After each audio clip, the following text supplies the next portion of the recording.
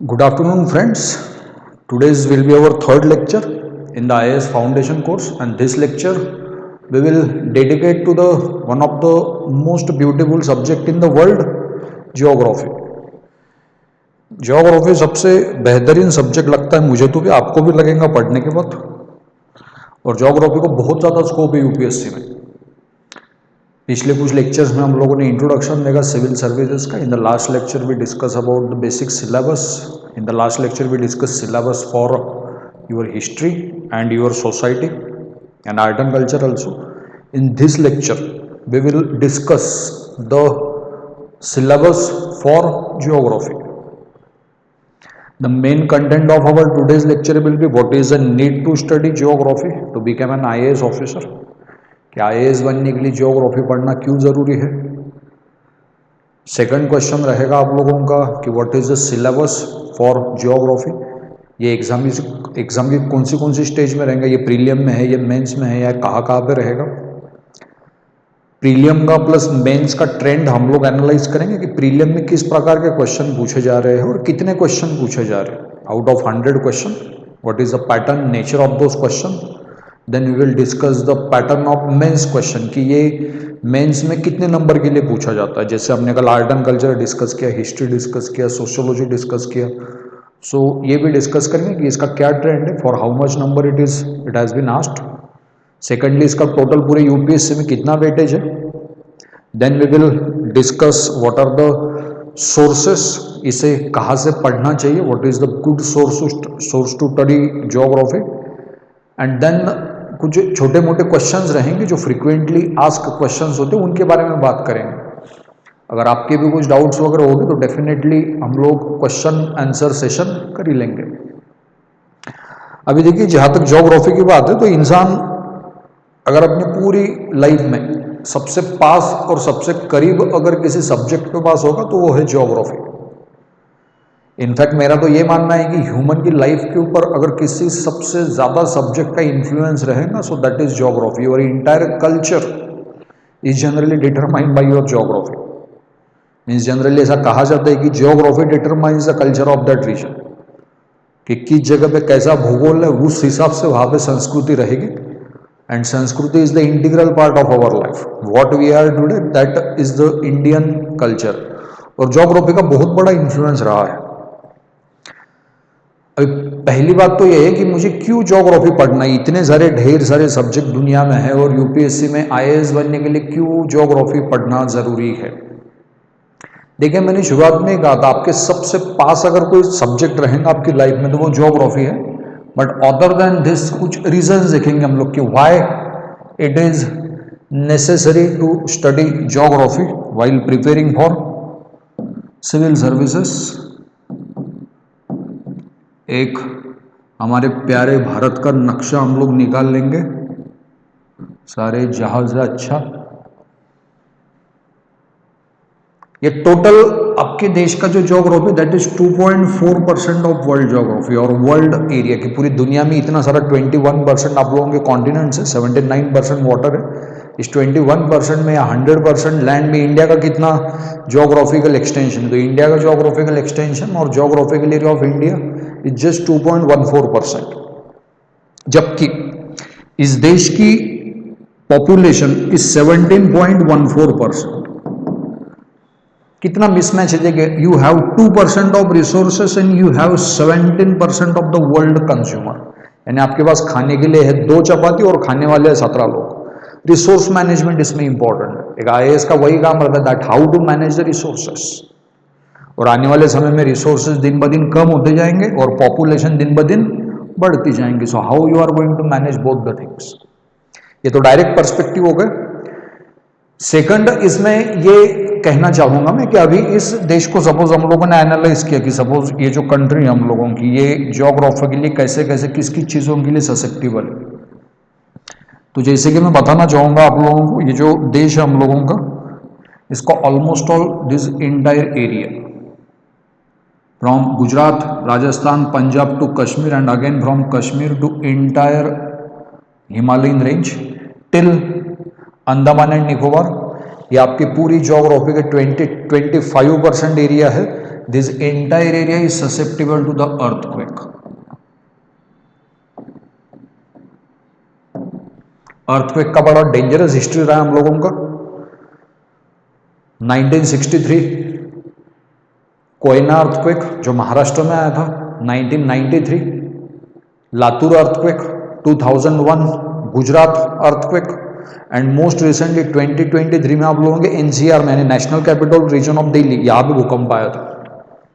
आने वाले समय भी आएगा because this entire area is susceptible to the earthquake. Earthquake अभी ऐसी एक कैलेमिटी जो किसी एक इंसान या किसी सोसाइटी के एक हिस्से से रिलेटेड नहीं है. अभी रिसेंटली टर्की में भूकंप आया, क्योंकि टर्की भी ससेप्टेबल है अर्थक्वेक को. टर्की में पहले भी आया था, आज भी आया है, कल भी आएगा. बट आप लोग लॉसेस अभी टर्की में देखिए, more than 1.5 lakhs of people have been died. 1.5 lakh people चले गए, और जबकि अर्थक्वेक सिर्फ 7 से 8 मिनट का था. The seismic wave came, they lasted for 7 to 8 minutes, and what happened in that 7 to 8 minutes no one understand, and what is the output, the total loss of 1.5 lakh people. Gujarat में भूकंप आया था, 4 minute के लिए था, 60,000 से ज्यादा लोग मारे गए थे. This is the thing that these are the natural calamity, they have a direct influence on the life of common people. एक आईएएस का काम आम इंसान की जिंदगी सहज और आसान करना होता है, और ये नेचुरल कैलामिटीज आम इंसान की लाइफ को डिस्टर्ब करके रखते हैं. सो यूपीएससी का यही कंसर्न है कि ये देश में होता है, तो इसे पढ़ ले, और पढ़ने के बाद आईएएस बनने के बाद जो नई नई स्ट्रैटेजीज रहेंगी मिटिगेट करने की इसके इफेक्ट्स को, उसको इंप्लीमेंट करो. अर्थक्वेक एक हो गया. अर्थक्वेक के बाद आप लोगों को पता है नहीं है, हम लोगों के देश में वोल्केनो भी है. बैरन आइलैंड आपने नाम सुना होगा, ये मिडल अंडमान में आता है. नारकोंडा आइलैंड करके ये आप लोगों का नदन अंडमान में आता है. इंडिया में दो वोल्केनो है, बट उसमें से बैरन आइलैंड एक्टिव वोल्केनो है. अभी मान लीजिए कि आ गया वोल्केनो. अगर वोल्केनो आ गया तो वोल्केनो सबसे पहले तो अर्थक्वेक जनरेट करता है, और यही अर्थक्वेक अगर पावरफुल रहा और वो भी अंडर वाटर रहा तो ये अल्टीमेटली किसको जनरेट करेंगे? सुनामी को. यानी एक ट्रिगर दबाए और 2-3 फिनोमिना शुरू होगा, और अल्टीमेटली लॉस ऑफ लाइफ. इस देश का more than 50% of area is drought prone. This entire area, यहाँ पे ड्रॉट आती है हर साल. इस साल अभी आज के न्यूज़पेपर की हेडलाइन है कि इंडिया में इस साल 96% मानसून होने वाला है. That mean less than the average due to the effect of El Nino. That El Nino और Indian ocean dipole movement is getting strengthening into the Pacific ocean suppose, and this have a adverse impact on the Indian monsoon. And the thing is that monsoon का क्या importance है देश में हमारे, कि what is the importance of monsoon in a developing country like India. तो एक ही ध्यान में रखेगी कि इस देश का 65% पॉपुलेशन डायरेक्टली एग्रीकल्चर में इंगेज्ड है, और इसमें से ये 100% एग्रीकल्चर में से almost all 90% of farm land is directly rainfed. Rainfed है मानसून के ऊपर डिपेंडेंट है. यानी एक साल भी अगर मानसून फेल हो जाए तो it can cause half of the population directly. Farmers directly इससे अफेक्ट हो गए, क्रॉप प्रोडक्शन कम होगा, और उसकी वजह से इन्फ्लेशन बढ़ेगा, फिर महंगाई बहुत बढ़ जाएंगी, जिसकी वजह से बाकी लोग जो है वो इनडायरेक्टली अफेक्ट हो गए इकोनॉमिकली, सोशली. कितना बड़ा फिनोमिना देखिए आप लोग. बारिश आप लोगों को लगता होगा कि बस आती है जाती है, but the thing is quite different. Drought prone area है देश में अपने देश में फ्लड्स आते हैं, हर साल फ्लड्स आते हैं. आसाम तो कितना फेमस है, ब्रह्मपुत्र रिवर. यानी इस देश का ऑलमोस्ट ऑल ये पूरा एरिया फ्लड्स को ससेप्टेबल है. यानी हमारे देश में इतना डाइवर्सिटी कि किसी एक दिन विदर्भ और मराठवाड़ा जैसे रीजन में ड्रॉट रहेगा कि यहाँ पे पिछले 2 साल से बारिश ही हुई नहीं है, और दूसरा ऐसा रीजन है इंडिया में नॉर्थ ईस्ट की उसी दिन यहाँ पे फ्लड से लोग मारे जा रहे हैं. That means few people are dying because of the excessive or surplus water, and few people are dying because of the scarcity of water. आप लोग देख सकते हैं मैनेजमेंट करने में कितना फेल हो रहे हैं हम लोग. In fact India is a resourceful country और वाटर फुल कंट्री हम लोगों का, but still we could not provide the water from surplus area to deficit area. This is our big failure.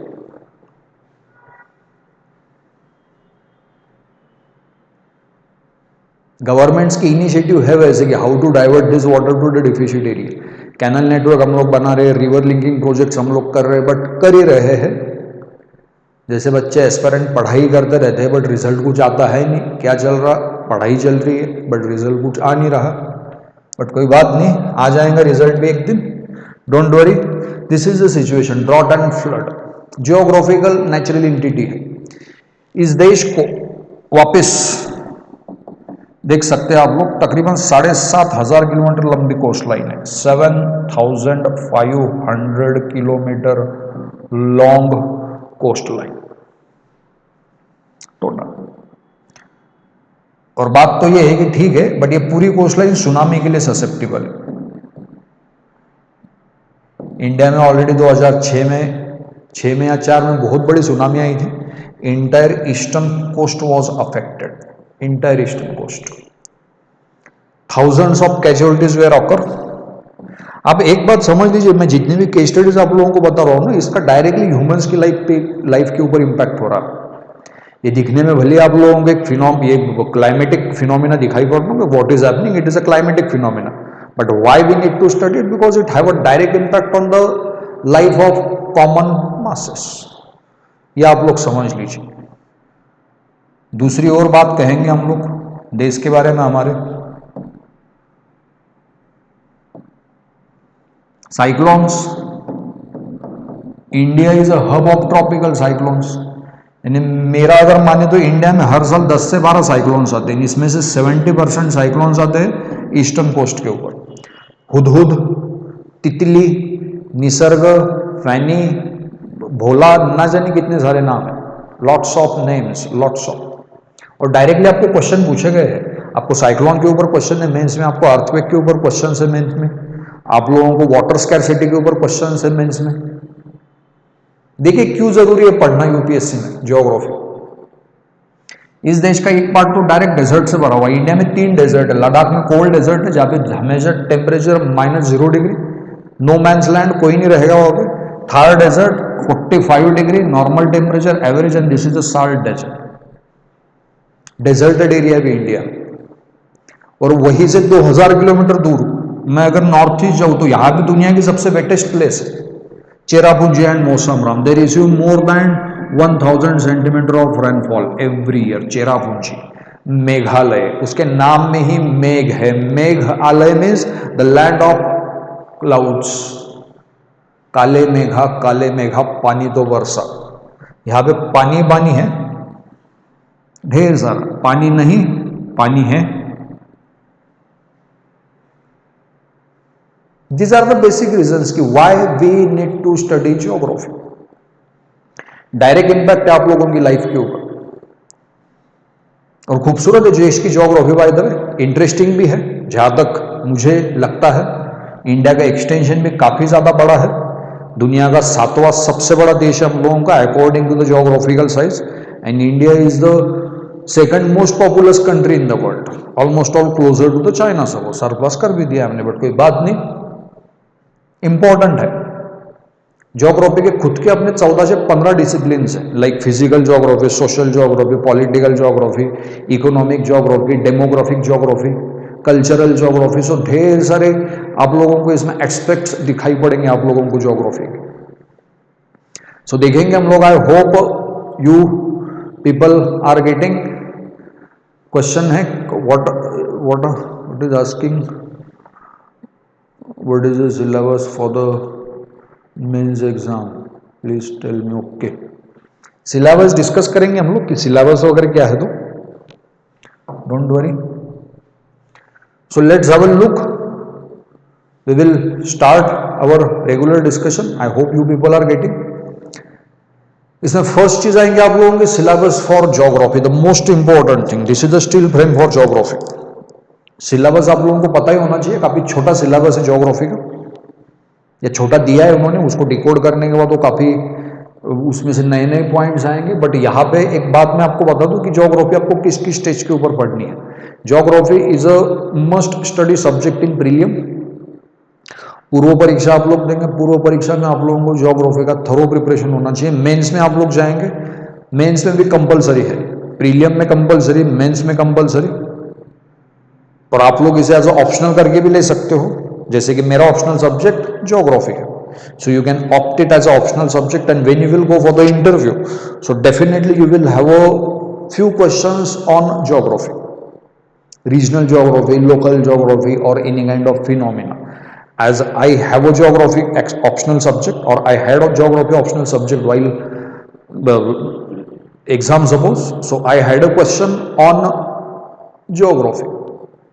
तो आप लोगों को क्वेश्चन पूछे जाएंगे, ये काफी एप्लीकेशन बेस्ड क्वेश्चन है, इसे आप लोगों को अप्लाइड ज्योग्राफी भी पढ़ना है। अप्लाइड यानी ऐसा नहीं कि आप लोगों ने सिर्फ कॉन्सेप्ट पढ़े, बट उस कॉन्सेप्ट को पढ़ने के बाद आप लोगों को उसे अप्लाई भी करते आना चाहिए। ऐसे ढेर सारे concept, as this subject the scientific, so science can be apply, समझ लीजिए। तो सबसे पहले सिलेबस देखेंगे हम लोग इसके प्रीलिम्स में, कि प्रीलिम्स में मुझे क्या पढ़ना है। तो प्रीलिम्स में सबसे पहले रहेगा आप लोगों को Indian and world geography, India and world geography. इस इंडिया एंड वर्ल्ड ज्योग्राफी में आप लोगों को पढ़ना है physical geography, social geography, economic geography of India and world. 1 minute,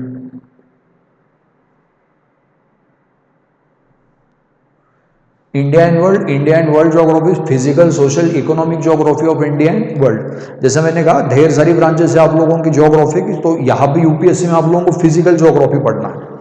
physical का मतलब है जो कुछ दिखाई पड़ता है, lots of structures like mountain, hills, plateaus, valleys, canyons, guyots, sea mounts वगैरह वगैरह, जो भी कुछ आप लोगों को दिखाई पड़ता है, that all comes under physical. Physical means जो दिखाई पड़ती है, प्राकृतिक भूगोल कहेंगे हम लोग इसे, कि ये दिखाई पड़ेगा, plane, land, plateau.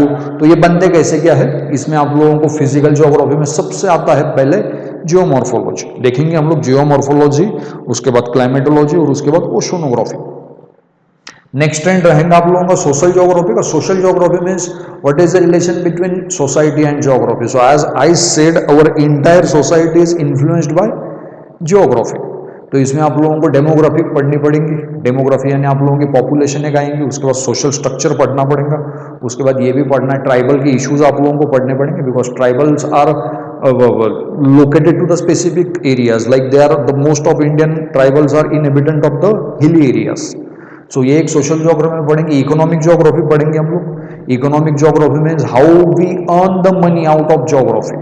As India 60%, more than 60% of population is directly engaged into agriculture, so we are, our half of country directly dependent upon geography. We are getting money out of it from agriculture, so that will comes under economic geography. इसमें agriculture पढ़ेंगे, इसमें economic activities पढ़ेंगे, जैसे industries, ढेर सारी industries है, primary sector industry, secondary sector industry. इसमें main focus है यूपीएससी का एग्रो बेस्ड इंडस्ट्रीज के ऊपर, agro based industry, and government is focusing more and more on industrialisation to the stand up India, startup India और make in India, skill India mission वगैरह वगैरह। यह आप लोगों को पढ़ना एक बहुत ही बेसिक सिलेबस है। अभी आपने पूछा कि सर ये मैं पढ़ूं कहां से, that what is the source, what is the source of to study geography। Source क्या रहेगा कि ये पूरा सिलेबस मुझे कहाँ पे दिया है। तो ये पूरा सिलेबस सर आप लोगों को पढ़ना है बहुत ही खूबसूरत किताबों से, जिसे कही जाती है NCERT.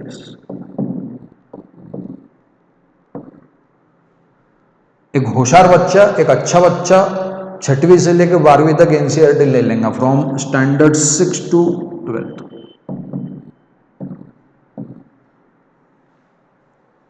6th, 7th, 8th, 9th, 10th, 11th की 2 एनसीईआरटी और 12th की 2 एनसीईआरटी, से टोटल 8 से 9 एनसीईआरटी आपके पास चाहिए। Again I am repeating, the most important source of information. Geography शायद एक लौता ऐसा सब्जेक्ट रहेगा यूपीएससी में जिसको रेफरेंसेस नहीं भी पढ़े तो भी चल जाते क्योंकि पूरा यूपीएससी का इवन ऑप्शनल का सिलेबस भी एनसीईआरटी से पढ़ते हैं हम लोग। एनसीईआरटी में पूरा सिलेबस है एकदम, सबसे एक्सटेंडेड एनसीईआरटी ज्योग्राफी की, यानी पूरा पढ़ाई करके रिसर्च करके एकदम ऑथेंटिकेट मटेरियल वाले पुट किया गया है।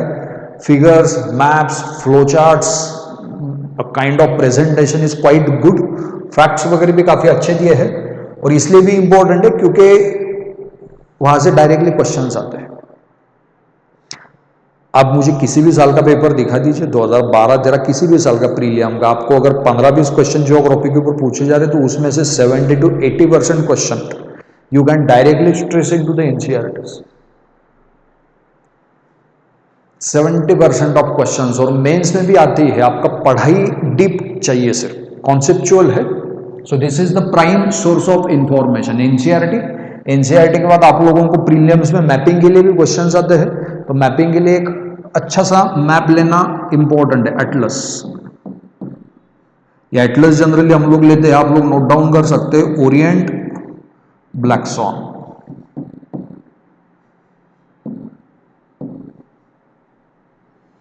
ओरिएंट ब्लैक सॉन, ये एटलस आप लोग ले सकते हैं, सपोज नो इशू। देखेंगे हम लोग प्रीलियम के भी कौन से क्वेश्चन। उसके बाद मेंस के ऊपर आएंगे हम लोग। मेंस में आप लोगों को दिया है silent feature of worlds, physical geography, distribution of की natural resources across the world including Asia, the Indian subcontinent, factors responsible for the location of primary industry, secondary and tertiary sector industry in various parts of the world. Economic geography का part है, important geo physical phenomena like earthquake, tsunami, volcanic activity, cyclone etcetera, geographical features and their locations, changes in critical geographical features and in flora fauna and the effects of such changes। इतना syllabus है। अभी आप कहेंगे कि sir ये दोनों syllabus different है क्या? तो डिफरेंट बिल्कुल नहीं है, यही इसका प्रो वर्जन है, means this is the actual syllabus. इसी को डिकोड करके आप लोगों ने एक्स्ट्रा पॉइंट्स लिखे, but this is your actual syllabus, topic wise breakup of your geography syllabus. Topic wise breakup देख रहे हैं हम लोग। सो टॉपिक वाइज ब्रेकअप में देखिए, इंपॉर्टेंट जियो फिजिकल फिनोमिना, इसमें पूछा गया आप लोगों को सबसे ज्यादा क्वेश्चन फिजिकल ज्योग्राफी के ऊपर रहेंगे। सबसे ज्यादा तो नहीं कहेंगे, but generally question physical geography से शुरू होते हैं। तो फिजिकल ज्योग्राफी में आप लोगों को क्या क्या पूछा जाएगा, इसमें देखिए earthquake, important geo physical phenomena like earthquake, tsunami, volcanic activity and cyclone. ये तो सिलेबस में दिया है directly, important geo physical phenomena.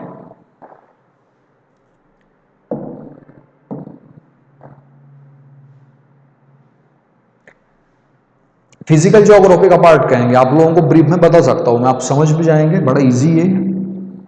यानी मेन जो टॉपिक है हम लोगों का that is physical geography.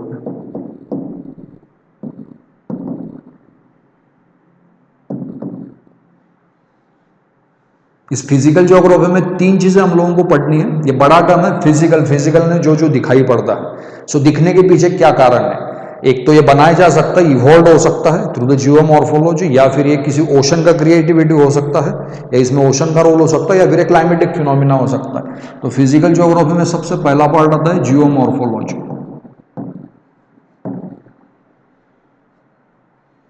Geomorphology, geo means earth, morpho means structure.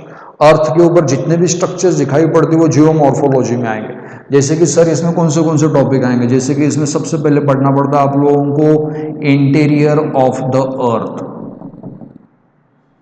This chapter is given in 6th standard NCERT, sorry 7th standard NCERT, and in a very detail it is given in 11th standard NCERT, chapter number 3, 11th, 7th and 11th standard NCERT।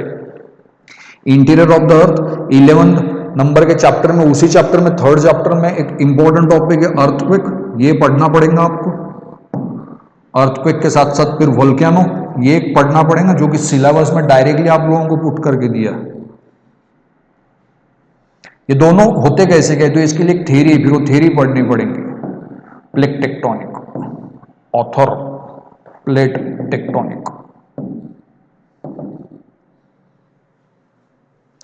Continental drip theory भी है कि वो पढ़नी पड़ेगी, CDT। इन सभी topics के ऊपर भाई साहब आप लोगों को हर साल क्वेश्चन, कोई अच्छा होशियार बच्चा है टॉपिक पहले ही पढ़ लेगा और डायरेक्टली क्वेश्चन में एग्जाम में जाके आप लोगों को क्वेश्चन आएंगे इसके ऊपर। ये फिजिकल ज्योग्राफी का पार्ट है, अर्थक्वेक, सुनामी, वोल्केनिक एक्टिविटी वगैरह वगैरह, ये जियोमॉर्फोलॉजी में जाएगा। उसके बाद फिजिकल ज्योग्राफी में जियोमॉर्फोलॉजी के बाद नेक्स्ट वाला पार्ट है आप लोगों का, जियोमॉर्फो के बाद नेक्स्ट पार्ट है क्लाइमेटोलॉजी।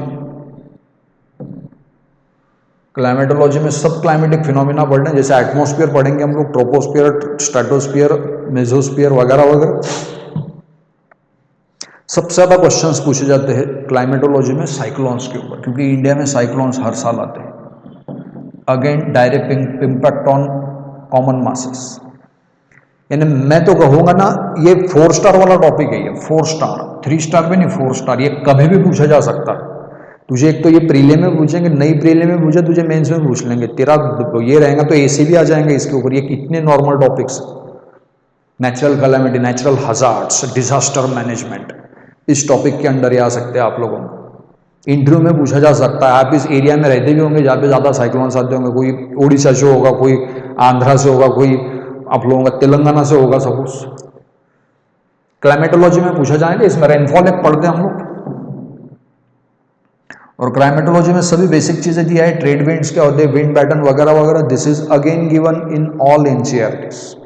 क्लाइमेटोलॉजी, हवामान शास्त्र। और क्लाइमेटोलॉजी के बाद थर्ड कंपोनेंट आता है फिजिकल ज्योग्राफी में ओशनोग्राफी। ये बड़ा इंटरेस्टिंग कंपोनेंट है ओशनोग्राफी, क्योंकि अर्थ का more than 70% of area has been occupied by blue water. So यानी आप लोग एक बात ध्यान में रखिए कि आपकी लाइफ के ऊपर या मेरी लाइफ के ऊपर जमीन से ज्यादा प्रभाव, जमीन से ज्यादा इंफ्लुएंस इज ऑफ वाटर। जैसे वाटर में टाइड्स आती है, वैसे ह्यूमंस की बॉडी में भी टाइड्स आते रहती है, ये समझ लीजिए आप लोग। ये बड़ा पावरफुल फिनोमिना है ये। I don't know whether you experienced it और नॉट, बट ओशनोग्राफी बहुत पावरफुल है। आपकी बारिश जो आती है, your entire Indian monsoon is a blessings of Indian ocean. ऐसा मान लीजिए कि इंडिया के नीचे इंडियन ओशन ही नहीं होता था तो क्या होता था?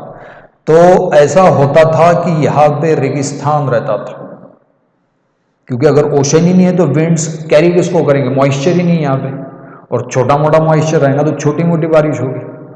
ढेर सारा पानी है तो ढेर सारी बारिश होती है। इतना बड़ा इम्पैक्ट है।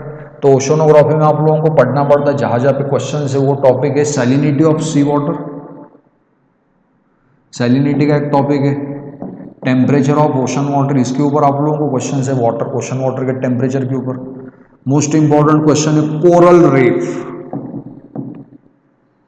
कोरल ब्लीचिंग, यहां पे आप लोगों को क्वेश्चंस पूछे जाते हैं। And most important and most favourite topic of UPSC, ocean currents. As we discuss, monsoon itself is a type of ocean current. Huge impact है हमारी लाइफ के ऊपर।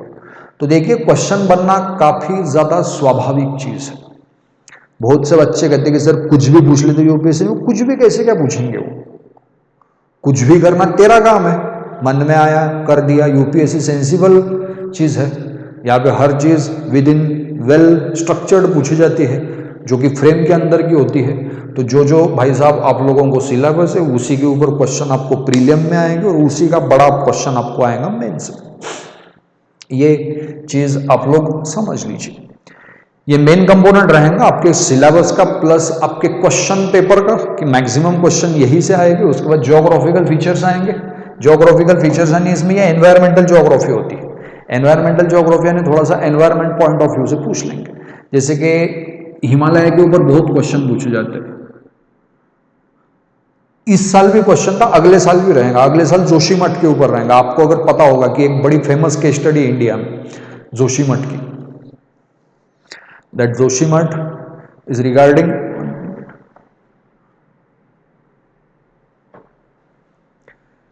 जोशीमठ की एक केस स्टडी हिमालय की इकोसिस्टम के बारे में आप लोगों को क्वेश्चन पूछा गया है। That Himalayan ecosystem has becoming very much fragile in nowadays. What is the impact of tourism and developmental activity on Himalayan ecosystem? Next question आप लोगों को यहाँ पे सबसे ज्यादा पूछे गए लैंडस्लाइड्स के ऊपर, क्योंकि Himalaya is very much susceptible to landslide because of its tectonic activities. Joshimath की मैंने बात कही थी, आप लोगों को अर्थक्वेक के सेक्शन में पूछा जाता है। India is a biodiversity hotspot. It's not a bio, in fact India is a mega diversity hotspot. Mega star India. Mega diversity hotspot. पूरी इंडिया में, पूरे वर्ल्ड में 36 हॉटस्पॉट है, उसमें से 8 हॉटेस्ट हॉटस्पॉट है और 8 में से भी 3 हॉटस्पॉट इंडिया में है, eastern Himalaya, Indo Burma region and our famous Sahyadri और वेस्टर्न घाट। तो क्वेश्चन बनना काफी ज्यादा लाजमी चीज है। 2 दिन पहले हमने टाइगर का सेंसस किया है और बड़ी खुशी की बात है, congratulations to all of you that we are the tiger capital of the world. We have more than 3000 of tigers. इतने ज्यादा टाइगर हो चुके कि अभी पता ही नहीं चलता है कि टाइगर कब गांव में घुस गया। कॉन्फ्लिक्ट बढ़ जाते हैं इससे, मैन और ह्यूमन एनिमल कॉन्फ्लिक्ट का बड़ा हिस्ट्री इंडिया को। क्वेश्चन तो पूछे जाएंगे आप लोगों को। चीता आपने रिसेंटली इंट्रोड्यूस किया है, आपने स्पेशल से नामी भी ऐसे प्लेन करके 5 चीते इंडिया में उतारे, खुद मोदी जी आए थे, मजाक थोड़ी ना है। तो क्वेश्चन तो पूछा जाएगा चीतों के ऊपर कि क्यों जरूरत पड़ी। और आगे भी मैंने एक रिसेंटली न्यूज में पढ़ा था कि इंडिया से कोई तो भी कंट्री है साउथ ईस्ट एशिया के या कोई तो भी, वहां से टाइगर अभी फिलहाल इंस्टिंक्ट हो चुके, तो इंडिया से वहां पे टाइगर रिलोकेट किया जाने वाला है। I could not remember the name of that country, मैं बताऊंगा बट आपको देखेंगे हम लोगों के करंट अफेयर में। तो देखिए आप लोग कितना सेंसिबल चीजें पूछी जा रही है। सिलेबस के ऊपर स्ट्रांग पकड़ रखिए। सिलेबस अगर आप लोगों को पता है, आप न्यूज़पेपर पढ़ेंगे, आपको पता है मुझे क्या पढ़ना है। आप कोई मैगजीन पढ़ेंगे करंट की, आपको पता है मुझे उस मैगजीन में क्या पढ़ना है, because I know the syllabus very well suppose. तो ये एक जियोग्राफिकल फीचर रहेंगे। और लास्ट का जो पार्ट है मेन आपके सिलेबस में, that is of economic geography. Economic geography में आप लोगों को इंडस्ट्रीज के ऊपर पूछा जाएगा। इकोनॉमिक ज्योग्राफी,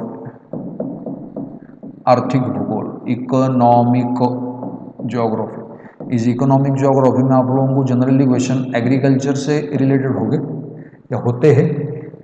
ये प्राइमरी इंडस्ट्रीज हो गई, हम लोगों की प्राइमरी सेक्टर हो गया। उसके बाद मैन्युफैक्चरिंग के ऊपर आप लोगों को क्वेश्चंस रहेंगे, जैसे कि इंडिया में स्टील इंडस्ट्री का क्या स्टेटस है, टेक्सटाइल इंडस्ट्री का क्या स्टेटस है, एग्रो बेस्ड इंडस्ट्रीज का क्या स्टेटस है, ये एक पूछा जाएगा।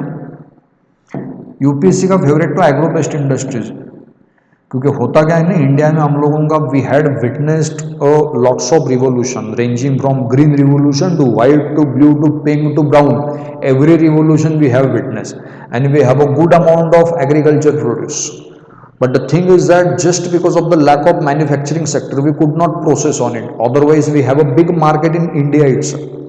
We have a raw material also and we have a consumers also. But we do not have a manufacturing chain कि जो मैन्युफैक्चर कर सके। तो गवर्नमेंट का वही कहना है, better if you focus on agro based industry. जैसे कि मैंने शुगर इंडस्ट्री ओपन कर दी, साकर कारखाना, पूरी एशिया का सबसे पहला साकर कारखाना महाराष्ट्र में ओपन किया गया था, अहमदनगर में। आज देश में सबसे ज्यादा शुगर केन इंडस्ट्रीज या शुगर इंडस्ट्रीज यूपी में है, नदर्न एरिया में, बट धीरे धीरे नदर्न इंडिया की इंडस्ट्री साउथ इंडिया में शिफ्ट हो रही है। ये भी क्वेश्चन इसमें पूछा गया था मेंस में कि why the sugar industry, the concentration of sugar in, ये ऑप्शनल का क्वेश्चन था शायद, कि why the sugar industry has been shifting from north India to south India. Optional में पूछा गया था ये, और मेंस में भी कोई तो भी क्वेश्चन था रिगार्डिंग शुगर इंडस्ट्री। तो ये एक इंपॉर्टेंट है। टेक्सटाइल इंडस्ट्रीज में आएगी कि ढेर सारा हमारे पास कॉटन का प्रोडक्शन है, चलो टेक्सटाइल हम लोग बना दें। आप लोग फूड प्रोसेसिंग इंडस्ट्री ओपन कर सकते हो। फूड प्रोसेसिंग में सबसे बड़ा केस स्टडी हम लोग देंगे पतंजलि, हमारे आदरणीय रामदेव बाबा जी का फूड प्रोसेसिंग इंडस्ट्री। यानी बात तो वही है कि, यानी बात अभी थोड़ा सा डिटेल में कही जाए तो बात कैसी कि हम लोग एग्रीकल्चर का बर्डन कम करना चाहते हैं। अगर आप लोग जीडीपी में कंट्रीब्यूशन देखें कि क्या है एक्चुअल सिनेरियो, तो इंडिया में सबसे ज़्यादा लोग एंगेज है 65% एग्रीकल्चर में, और इनका कंट्रीब्यूशन देश की तरफ सिर्फ 14% है जीडीपी की तरफ। 65%, 5 से 10% लोग आप लोगों के मैन्युफैक्चरिंग सेक्टर में एंगेज्ड है, और इनका कंट्रीब्यूशन है 25% सपोज। और इंडिया में 25% लोग सर्विस सेक्टर में एंगेज्ड है। सर्विस यानी जैसे कि आप यूपीएससी पास होने के बाद आईएएस बनोगे, Indian administrative services, Indian police services, मैं भी आपको एक सर्विस प्रोवाइड कर रहा हूँ, बैंकिंग सर्विसेज। आपके घर पे, हमारे घर पे जो मेड आती है डोमेस्टिक काम करने के लिए हम लोगों के घर की, even that is the service. So service sector हमारे देश में कम लोग एंगेज है, but our contribution is almost all 60% to GDP. Minimum force maximum contribution, maximum force minimum contribution, mismatch हो रहा है. सो प्रॉब्लम क्या है? तो प्रॉब्लम ये है कि यहाँ पे इतनी कैपेसिटी नहीं, तो more people are engaged into the agriculture sector and which has created the kind of disguised unemployment. Disguised unemployment generate हो गई यहाँ पे. तो गवर्नमेंट का वही कहना है कि आप, मोदी जी का वही कहना था 2014 के बाद आए थे कि तू आत्मनिर्भर बन. आत्मनिर्भर है, हर चीज के ऊपर चाइना के ऊपर डिपेंड रहने की जरूरत नहीं तुझे, या यूएस के या किसी दूसरे कंट्रीज के ऊपर डिपेंड रहने की जरूरत नहीं. हम लोग खुद की स्वदेशी इंडस्ट्रीज लाएंगे, जिसके तहत मोदी जी ने मेक इन इंडिया शुरू किया कि देश में ही बनाओ, मेड इन इंडिया शुरू किया. बनाने का स्किल नहीं होगा तो स्किल इंडिया मिशन शुरू किया कि तू स्किल जनरेट कर फिर बना. स्टैंड अप इंडिया शुरू किया, स्टार्टअप इंडिया शुरू किया. मोदी जी ने 2019 में $5 ट्रिलियन इकोनॉमी का टारगेट फिक्स किया था कि till 2025 we will become the $5 trillion economy. इसमें से $1 ट्रिलियन तो हमारा खुद का स्टेट देने वाला था, महाराष्ट्र. बट प्लान फेल, बात ही बिगड़ गई पूरी की पूरी. बट हम बिगड़ने नहीं देंगे, बिल्कुल नहीं बिगड़ने देंगे हम लोग बात को, और हम लोग काम करते रहेंगे. और इन्हीं लोगों को हम लोगों को काम करना है क्योंकि 65 से घटा के बेटा तो इसे 40% कर दे, और जो तेरा एक्स्ट्रा 25% रहेगा वो कहाँ पे डाइवर्ट करेंगे हम लोग? मैन्युफैक्चरिंग. मैन्युफैक्चरिंग शुरू कर. एग्रीकल्चर के जो फार्मर्स है उसी को हम लोग ट्रेनिंग देकर तेरी कंपनी में भेज देंगे, बैलेंस्ड हो जाएगा फिर. सो हम लोगों का ट्राई चल रहा है, प्लान भी चल रहे हैं, एग्जीक्यूशन भी हो रहा है. बट वापस कल इंटरनेशनल मॉनेटरी फंड का रिपोर्ट आया है कि आने वाले 23-24 इस फिस्कल ईयर में इंडिया का ग्रोथ रेट कम रहेगा, जो कि प्रिडिक्ट किया गया है 5.6%, 5.6%. Initially it was predicted to 6.2%, but again the next few quarters you will grow with slow speeds. Speed बढ़ना चाहिए थोड़ा सा तो देखिए, बट भैया सब ज्योग्राफी से रिलेटेड है, आपकी लाइफ के ऊपर डायरेक्ट इंपैक्ट है, डायरेक्टली भी और indirectly. So this is the syllabus, और इस प्रकार के क्वेश्चंस आप लोगों को रहेंगे. ज्योग्राफी में थोड़ा बहुत आप लोगों को फैक्ट्स भी पढ़ने पड़ेंगे, a few facts you must study, बाकी कुछ खास नहीं है.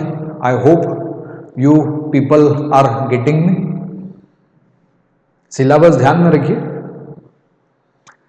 अभी प्रीलियम का ट्रेंड देखेंगे हम लोग कि प्रीलियम में ज्योग्राफी कितने नंबर्स के लिए पूछा जाता है, मैंने कितनी पढ़ाई करनी चाहिए कि प्रीलियम में 100 सवाल रहते हैं, 200 मार्क का पेपर होता है जीएस का ऑब्जेक्टिव, तो 200 में से मुझे कितने नंबर के लिए ज्योग्राफी पूछा जाएगा. So for that we have some analytical data of last few years from 13 to 2017. For instance in 2013 you had 13 question on geography out of 100 question. Total 13 questions आप लोगों को ज्योग्राफी के ऊपर पूछे गए थे. उसके बाद 2014 आप लोग दे सकते हो, you had 14 number of question out of 100. यानी यहाँ पे 26 नंबर के लिए ज्योग्राफी पूछा गया, यहाँ पे 28 नंबर के लिए पूछा गया, because every single question query 2 marks. 2015 में हम लोग देखेंगे, 2015 में again 14 questions were there, 2016 8 questions and 2017 9 question. ये ट्रेंड अभी भी वही चल रहा है. ऑलमोस्ट ऑल आप लोगों को 10 से 15 के बीच में क्वेश्चंस रहेंगे, ऐसा समझ लीजिए. एवरेज हम लोग निकाल रहे हैं कि टोटल 100 क्वेश्चंस रहेंगे. ज्योग्राफी इंपॉर्टेंट सब्जेक्ट है from prelim and mains point of view. So almost all 10 to 12 आप लोग पकड़ लीजिए, या ब्रॉड रेंज अगर चाहिए होंगी. So out of 100, 10 to 15 questions will be there on geography itself.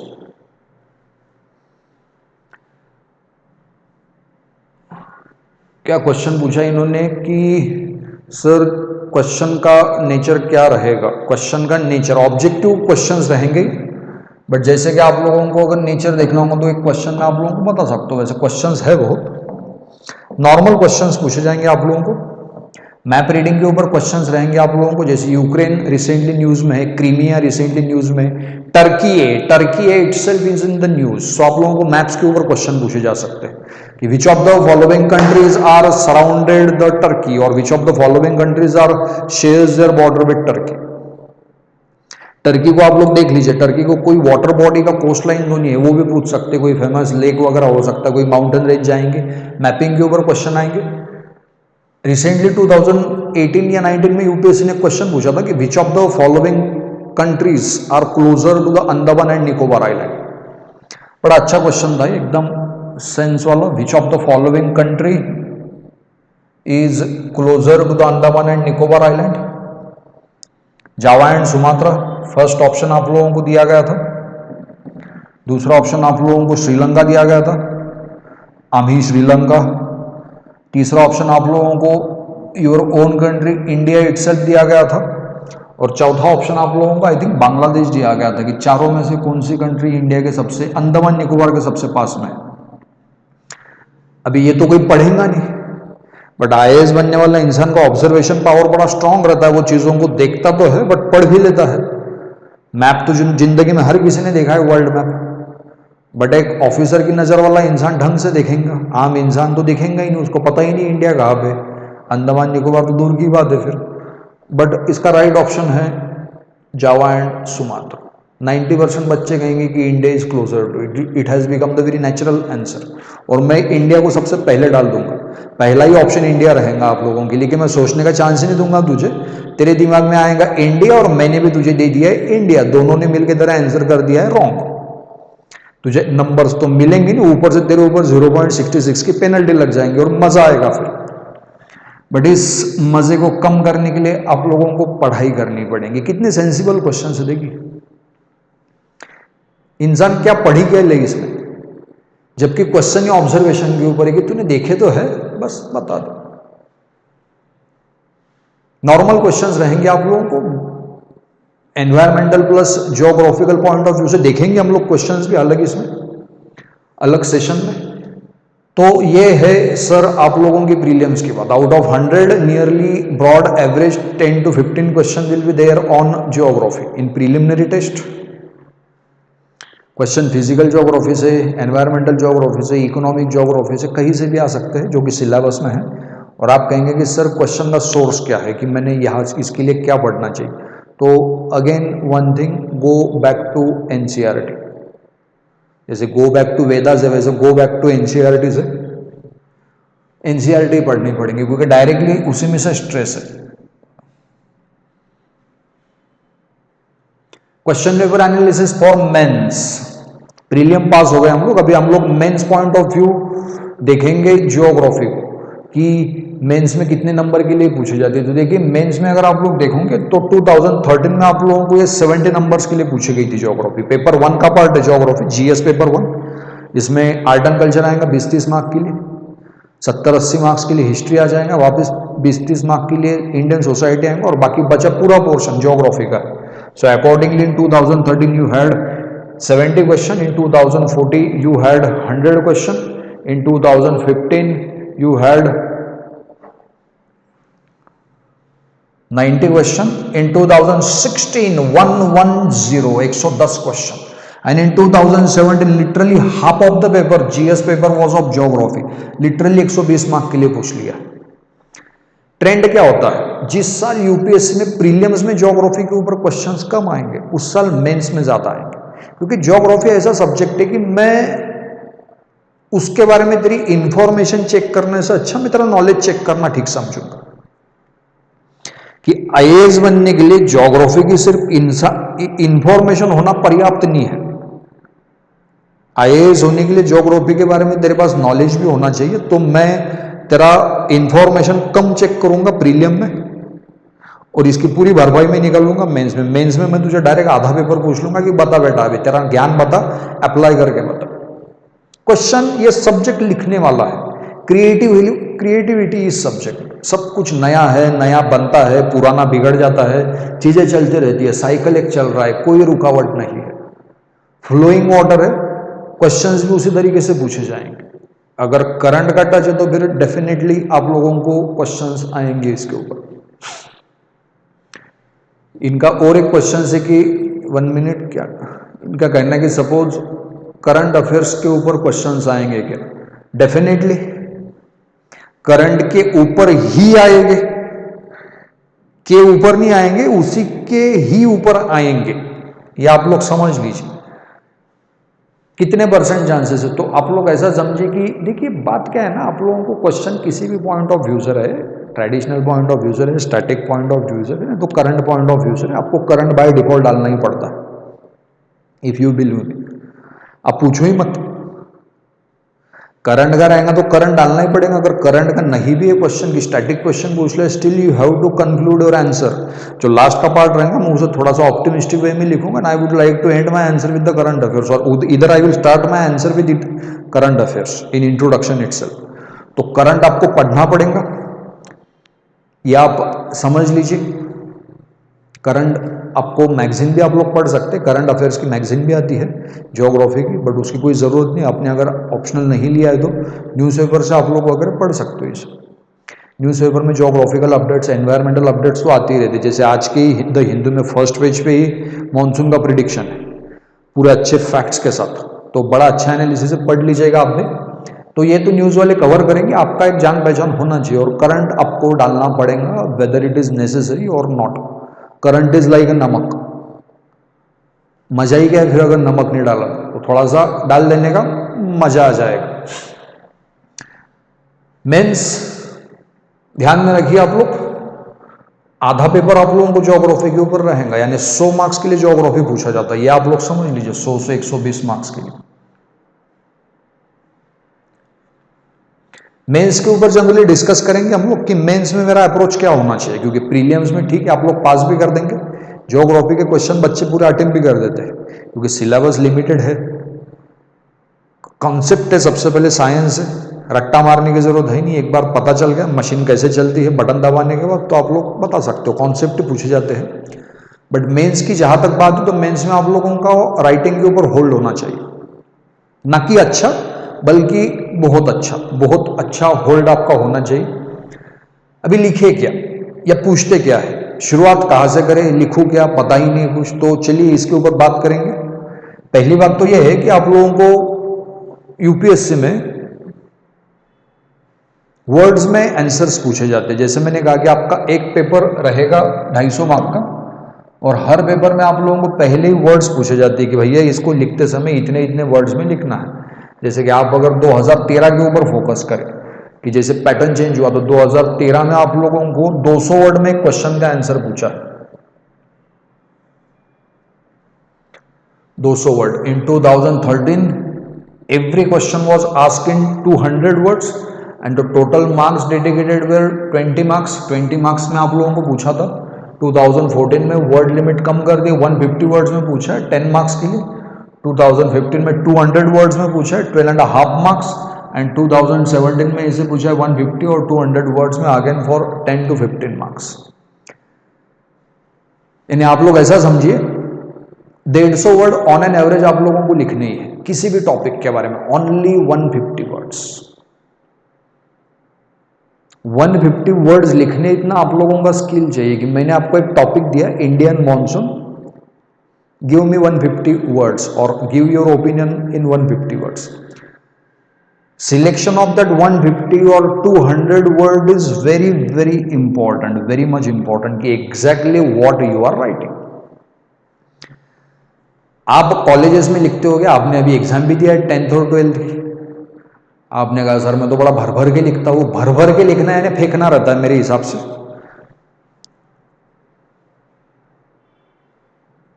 भर भर के लिखना यानी फेंकना रहता है, क्योंकि ऑलरेडी एग्जाम में बताया रहता है कि बेटा 150 वर्ड में ही लिख, 100 वर्ड्स में ही लिख, उससे ज़्यादा ज़रूरत नहीं। और आप जब बहुत ज़्यादा लिखते हो तो बहुत ज़्यादा में नॉलेज कम और इन्फॉर्मेशन ज़्यादा होती है।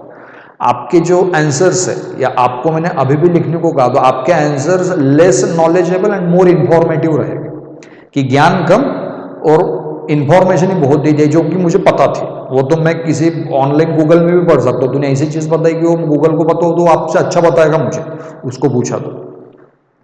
तो स्कूल में कॉलेजेस में आप जो लिखते हो वो इन्फॉर्मेशन लिखते हो। यूपीएससी के मेंस में इन्फॉर्मेशन नहीं, आपका नॉलेज चेक किया जा रहा है। यानी प्रोसेस कुछ ऐसी है कि इस इंसान को आईएएस होना है, आपने कहा ठीक है चलो इसको आईएएस करेंगे। फर्स्ट प्रोसेस रहेगा प्रीलियम का। प्रीलियम में मेरी स्क्रीनिंग की जाएगी, मेरा इन्फॉर्मेशन चेक किया जाएगा। प्रीलियम में नॉलेज की बात ही नहीं रहती, वहां भी इन्फॉर्मेशन आप लोगों को यानी कि बहुत पढ़ा होना चाहिए। पूछ लेंगे पढ़ने में आया तेरे तो सिर्फ टिक मारते जा, मैं प्रीलियम पास हो गया, okay, his information is enough to become an IAS officer. Second stage में मैं आ चुका हूँ मेंस के। मेंस में मेरा चेक किया जाएगा भाई साहब नॉलेज। इन्फॉर्मेशन की बात नहीं, वो छोड़ दे तू, अभी वो हो गए। सेकंड चीज में तेरा नॉलेज चेक किया जाएगा। और नॉलेज डिलीवर करने के लिए सिर्फ रीडिंग काफी नहीं है, रीडिंग के साथ साथ आपने कंसिस्टेंटली राइटिंग करना भी बड़ा जरूरी है। कि मैंने मेंस में अपेयर होने के पहले 50 तो मैंने क्वेश्चन टेस्ट सीरीज ही सॉल्व किया है, कि 30 टेस्ट सीरीज मैंने लिख के नहीं गया और अभी तो बस मेरा डायरेक्ट फाइनल परफॉर्मेंस है। अभी आप कहेंगे कि मैंने रीड किया और डायरेक्टली एग्जाम में जाके लिखूंगा, कुछ नहीं लिख सकता तू। बात आया कि ध्यान में, कुछ नहीं कर सकता तू। तूने जो पढ़ा है वो भी तुझे वहां याद नहीं आएगा, वहां पे अंडर प्रेशर में। तो पहले ही आपका होल्ड होना चाहिए राइटिंग के ऊपर। और ultimately the selection of the 200 word, that what you are going to write in the exam as your answer, the selection of that 200 word is very much important. अभी क्वेश्चन है कि मैं लिखूं क्या। मेंस में आप लोग जाते हो, मेंस का एक टैगलाइन है, क्या कहते हैं वो लोग मेंस में, कि proper number will be given to the proper expression. कि मेंस में आप लोग जो लिखते हैं कंटेंट, हाँ इनका एक टैगलाइन है बड़ा famous, content of the answer is more important than its length. Content of the answer is more important than its length. आपने कितना लंबा लिखा है इससे बहुत ज्यादा जरूरी यह है कि आपने उसने कंटेंट कितना डाला है। स्कूल कॉलेज के हमारे आंसर ऐसे रहते कि वो इतना लंबा रहता है कि जैसे एकदम ग्रैंड ट्रंक रोड और उसमें कंटेंट का नाम नहीं है, कुछ भी लिखा है, कुछ भी। यूपीएससी में नो नॉनसेंस, कंटेंट होगा तो लिख, नहीं तो कुछ भी लिख के मुझे बोर करने का नहीं, मैं पहले ही बोर नहीं करने का हॉब। कंटेंट क्या डालेंगे फिर आप लोग, तो कंटेंट में आप लोग डालेंगे फ्लोचार्ट्स डालिए, प्रेजेंटेशन प्रॉपर रखिए। जैसे मैंने कहा ना, the proper number will be given to the proper expression. Expression आने देखिए, एक्सप्रेशन का मतलब क्या होता है। Expression,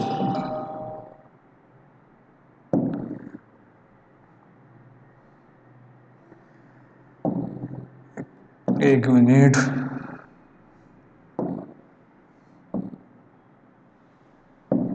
proper number will be given to the proper expression. Expression could be in the form of writing, मैंने लिख के एक्सप्रेस किया है। Expression could be in the form of figure, expression could be in the form of diagram, कि मैंने लिखने से diagram निकालना, ठीक समझा। Expression could be in the form of map, कि हमने इंट्रोडक्शन में मैं मैप के ऊपर मैप निकालते जा रहा था, आप लोगों को समझ में आई इसके लिए कि मैंने लिखा कुछ नहीं, मैंने मैप से निकाले सब और मैप के ऊपर रिप्रेजेंट करा था, आपको भी समझ में आ गया वो। That kind of easy representation चाहिए आप लोगों को। एक्सप्रेशन मेरा केस स्टडी के फॉर्म में हो सकता है कि मैंने कुछ भी लिखा नहीं, मैंने प्रॉपर केस स्टडीज लिखी वहां पे relevant to the topic. Expression could be in the form of example, कि मैंने टॉपिक को, I have explain the topic with the help of example, which will, example की वजह से कॉन्सेप्ट जल्दी समझ में आ जाता है। इसको कंटेंट कहेंगे। कंटेंट का मतलब होता है extra. Content is like a dry fruit. अभी गर्मी का मौसम चल रहा, हम लोग लस्सी पीते हैं। दो प्रकार की लस्सी है, सादी लस्सी और स्पेशल लस्सी। स्पेशल लस्सी अच्छी है, महंगी है, क्यों? क्योंकि स्पेशल लस्सी में कंटेंट है, वो चीजों को रिच करती है। थोड़ा सा ऐड कीजिए, चीज़ों का टेस्ट बढ़ेगा, फ्लेवर आएगा, इसेंस बढ़ेगा और आप लोग खुश हो जाएंगे। तो वैसे ही आप लोग आंसर लिखते टाइम एकदम कंटेंट डालिए, वहाँ पे सामने वाला पढ़ के एकदम मस्त होना चाहिए कि क्या ज्ञान बता दिया इसने आज। बट आप अगर उसे कुछ भी लिख के बोर करेंगे, वो आपको फेल कर देंगे। बोर करना दुनिया का सबसे बड़ा पाप है, तो ये पाप कभी मत कीजिए। ये चीजें चाहिए सर आपके आंसर प्रॉपर 200 वर्ड्स। दूसरी चीज ये है कि अभी मैं सपोज आंसर लिखूंगा तो मेरे आंसर के वर्डिंग कैसे चाहिए कि मैंने हार्ड वर्ड यूज करने के, जैसे मैं तो सीबीएसई आईसीएसई से पढ़ा हूं, तो क्या मैं बड़े बड़े एकदम शशि थरूर वाली लैंग्वेज यूज कर सकता हूं? या मैंने कुछ भी लिखना नहीं, किस लैंग्वेज का मैंने यूज करना है। सो देखिए जो वर्ड्स आप लोग सिलेक्ट करेंगे, the overall word selection should be simple. Easy words use कीजिए। वो आपका नॉलेज चेक कर रहे हैं ना, आपका इंटेलेक्चुअल चेक नहीं कर रहे कि आपका इंग्लिश के ऊपर कितना कमांड है। ये पेपर इंग्लिश लैंग्वेज का नहीं है।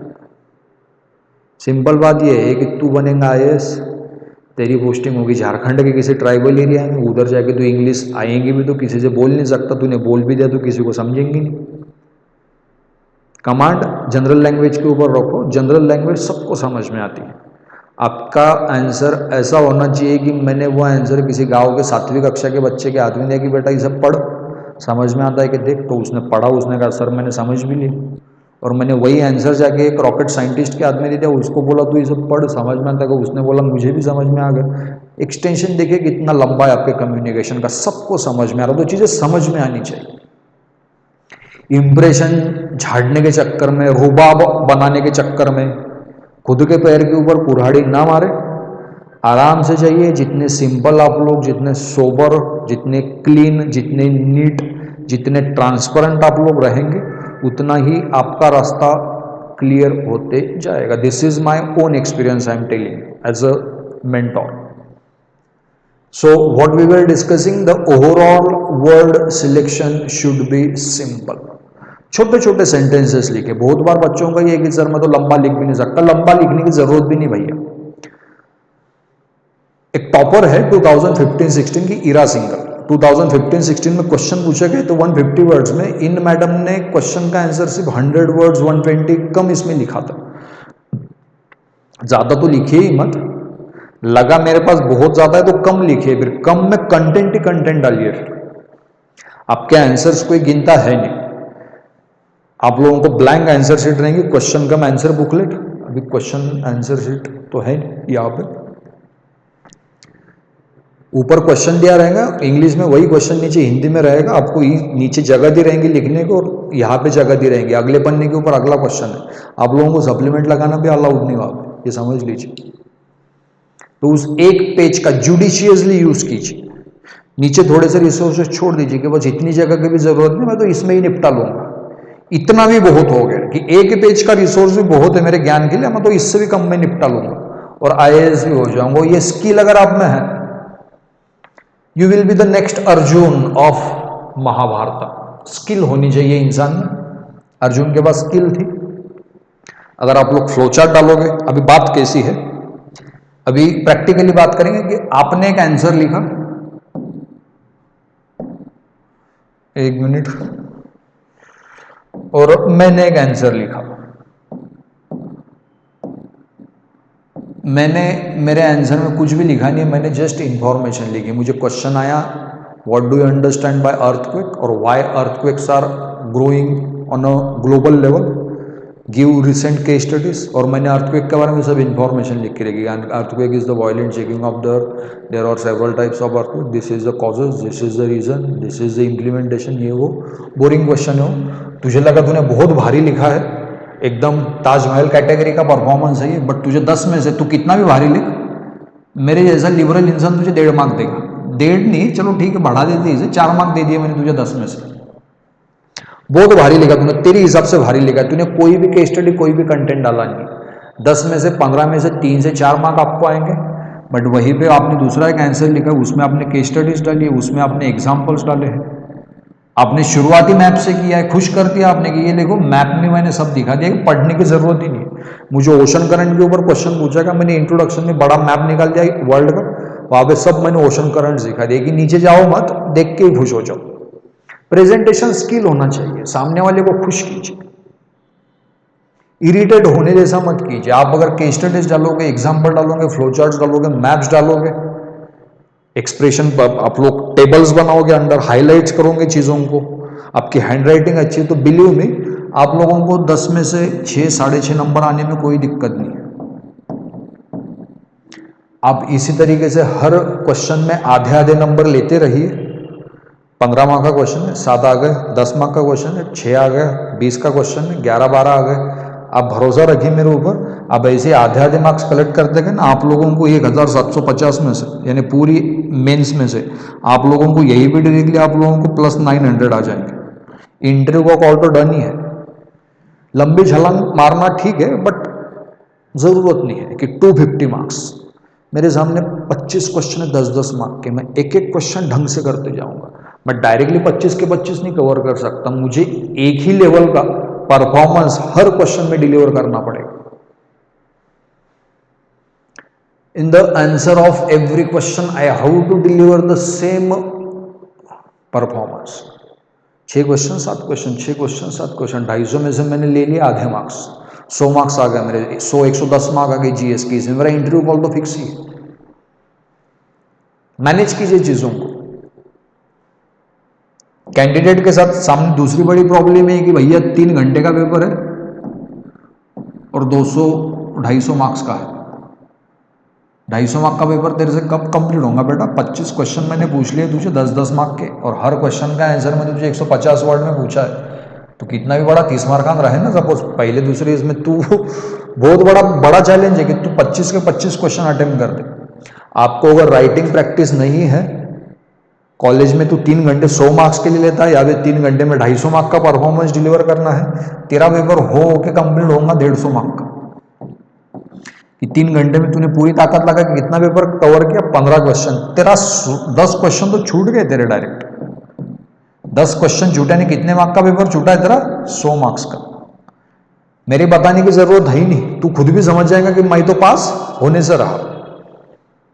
मैं बताऊंगी कि तू खुद ही समझ जाएगा कि बेटा इसमें तो काम बनने वाला बिल्कुल भी नहीं है।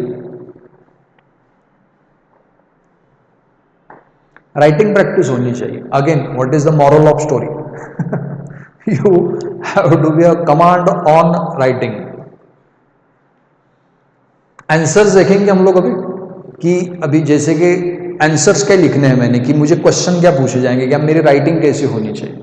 तो देखिए, जैसे कि क्वेश्चन हमने यहाँ पे डेमो के लिए लिया है, what are the challenges in front of Indian agriculture, कि इंडियन एग्रीकल्चर के सामने कौन से चैलेंजेस है। एंड नेक्स्ट पार्ट पूछा गया, सजेस्ट सम इनोवेटिव सॉल्यूशंस।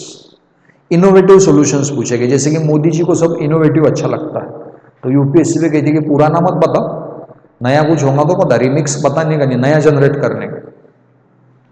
तो ठीक है, जनरेट करेंगे हम लोग। अभी आप लोग जो भी कोई आंसर लिखेंगे, अभी एक क्वेश्चन का आंसर मान लीजिए हमको पूछ लिया है 150 वर्ड्स में, और 10 मार्क के लिए है ये कि discuss what are the challenges in front of Indian agriculture and suggest some innovative solution. Now, every answer, every ideal answer should have a 3 component in UPSC.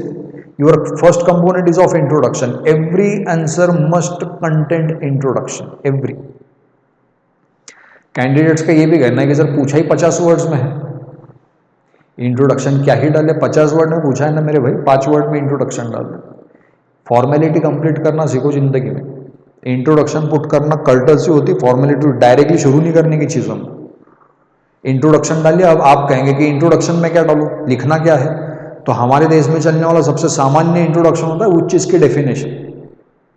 Definition से शुरू कर दो। What is in bio? Bio means life, logy means science, so it's a life science, जो हमारी homemade definition रहती है। But ये UPSC में चलेंगे नहीं। You can start your answer with the help of current affairs. Current affair से तो शुरू कर सकते हैं कि recently it was in news that the monsoon rainfall will be less और it will be less than average, so this will have a direct impact on the lives of millions of farmers.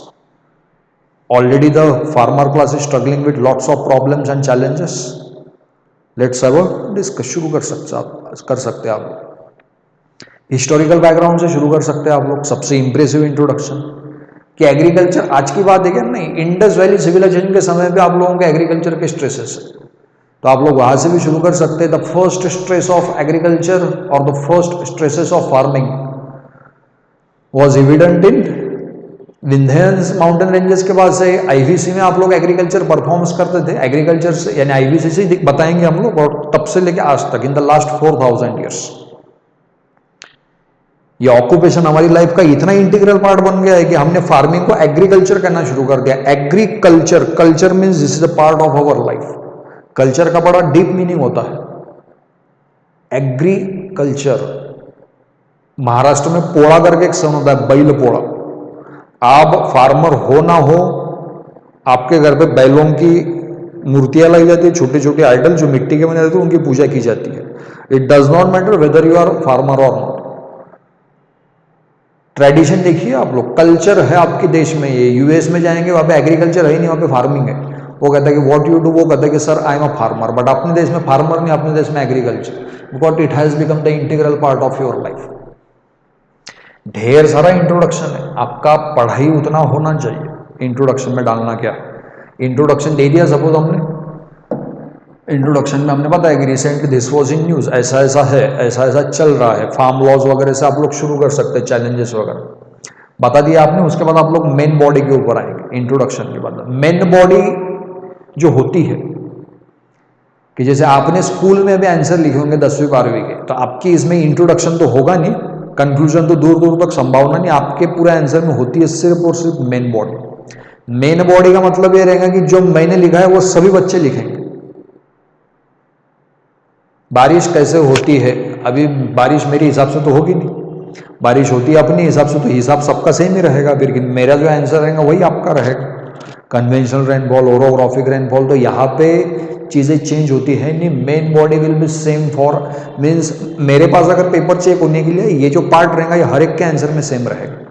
अभी same है तो competition ज़्यादा है, but the thing is that still you can get extra mark with the kind of proper presentation. So how, मैंने introduction put कर दिया ऊपर, introduction के बाद मैं इमीडिएटली नीचे एक छोटा सा फ्लो चार्ट निकालूंगा, कि फ्लो चार्ट निकालूंगा। और फ्लो चार्ट में मुझे पूछा क्या है, सब challenges in front of Indian agriculture, तो मैं यहां पे लिखूंगा चैलेंजेस।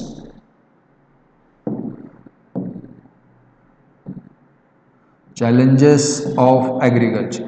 और इस फ्लो चार्ट में मैं दिखाऊंगा भी, छोटे से फ्लो चार्ट में, कि कौन से चैलेंजेस है एग्रीकल्चर के सामने। तो एग्रीकल्चर के सामने सबसे बड़ा चैलेंज है हमारे देश में इरिगेशन फैसिलिटी, कि इरिगेशन की फैसिलिटीज ही नहीं है। जैसे मैंने ओपनिंग में ही कहा था, इंडिया का 90% से ज्यादा लैंड, आपकी जो फार्म लैंड है, that farm land is directly depends on monsoon, irrigation है ही नहीं। दूसरी बात है, इनको फाइनेंस इनके पास नहीं है। क्वेश्चन यही है, देश में कितने किसानों के बैंक अकाउंट है, वो तो थैंक गॉड टू दैट किसान, सॉरी, प्रधानमंत्री जन धन योजना, कि ढेर सारे किसानों के बैंक ये किए गए। तेरा बैंक अकाउंट ही नहीं तो तू लोन को कहाँ से मिलेगा तुझे? तू लोन लेने के लिए जाएगा मनी लेंडर के पास, वो तुझे 20-30% इंटरेस्ट रेट लगाएंगे, उसमें तेरा ही लॉस है। फाइनेंसेस उन लोगों के पास नहीं है। उन लोगों के पास फर्टिलाइजर का एक प्रॉब्लम है, फर्टिलाइजर के प्राइसेस वगैरह बहुत बढ़ गए, मैन्योर्स अवेलेबल नहीं है। ऑर्गेनिक आप खेती करने के लिए कहते हो, बट ऑर्गेनिक फर्टिलाइजर प्रोवाइड करते हो नहीं, ये एक चैलेंज है। ट्रांसपोर्टेशन का एक बड़ा प्रॉब्लम है हमारे सामने,